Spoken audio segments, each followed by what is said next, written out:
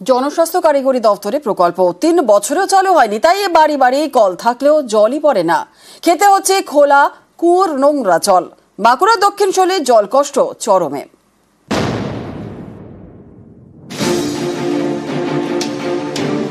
খোলা কুয়ো, নোংরা ঘোলা জল, এই জলই খেতে হচ্ছে দিনের পর দিন।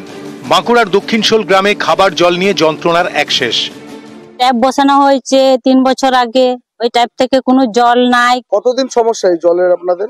আমাদের ৫-৬ বছর সমস্যা হচ্ছে। আমরা এখন কুয়োর জল খাচ্ছি, জলটা ভালো নয়, ঘোলা, অসুখ হচ্ছে ছেলে মেয়েদের। সোনামুখী ব্লকের মানিকবাজার গ্রাম পঞ্চায়েত বিজেপি পরিচালিত। এখানকার দক্ষিণশোলে জল কষ্ট। ২০২২ সালে এই গ্রামে জনস্বাস্থ্য কারিগরি দফতরে জল প্রকল্পের কাজ শুরু হয়। খরচ হয় ৩৬ লক্ষ টাকা। বাড়ি বাড়ি কল পৌঁছেছে, পাম্প হাউস তৈরি হয়েছে, ট্যাঙ্কও বসেছে, কিন্তু তা চালু হয়নি। জলের সমস্যাও কাটেনি আদিবাসী গ্রামে, তাই খেতে হয় খোলা কুয়োর নোংরা জল। সেই জলেই সব কাজ।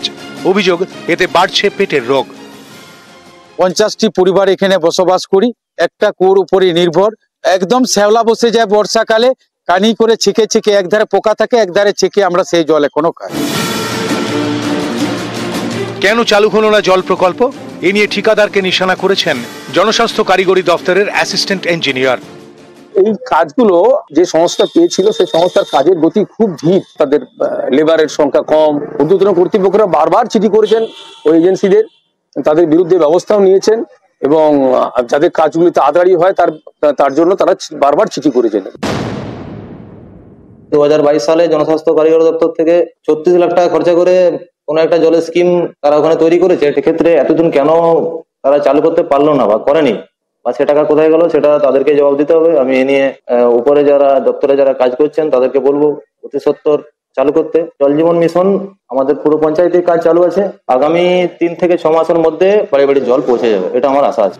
মানিকবাজারটা যতদূর আমার জানা সেটা বিজেপি পরিচালিত গ্রাম পঞ্চায়েত। তার মানে ওই বিজেপি পরিচালিত গ্রাম পঞ্চায়েত ব্যর্থ, তারা কাজ করতে পারছে না, মানুষকে পরিষেবা দিতে পারছে না। আমার মনে হয় তাদের এখনই তাদের পদত্যাগ করা উচিত। আমি পিএইচই দপ্তরের সাথে কথা বলবো যাতে তাদের কাছে জল আমরা খুব শীঘ্র পৌঁছে দিতে পারি। চরম সমস্যায় রয়েছে এলাকার মানুষজন। স্থানীয় প্রশাসনকে জানাতে গেলেই তারা জানাচ্ছেন জল পাবে, কিন্তু কবে পাবে সেই উত্তর কারো কাছে নেই। সোনামুখী দক্ষিণশোল থেকে দেবব্রত মণ্ডল, নিউজ 18 বাংলা।